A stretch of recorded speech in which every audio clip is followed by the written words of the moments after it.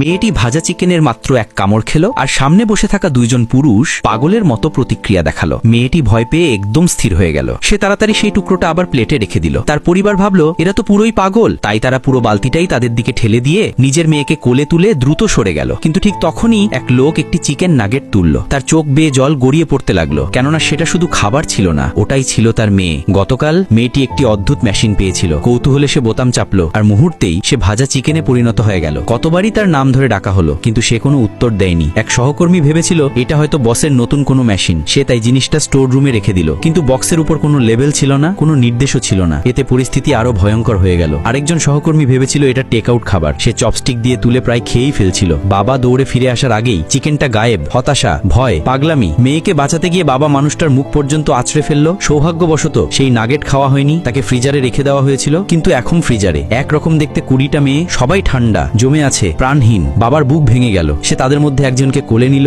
তার শরীর গরম করার চেষ্টা করলো, যেন সিপিআর এর মতো বারবার ফুঁ দিল। বন্ধু আস্তে করে তাকে কম্বল দিয়ে ঢাকছে। তারা সিসিটিভি ফুটেজ চেক করলো এবং দেখলো এক রহস্যময় ডেলিভারি ম্যান মেশিনটি রেখে অদৃশ্যের মতো হারিয়ে গেল। এখন তারা জানে মেয়েকে বাঁচাতে হলে সেই কুরিয়ারকে খুঁজে বের করতেই হবে। কিন্তু তারা জানতো না বক্সের ভেতরে রাখা সেই চিকেন নাগেটটা ধীরে ধীরে নড়তে শুরু করেছে।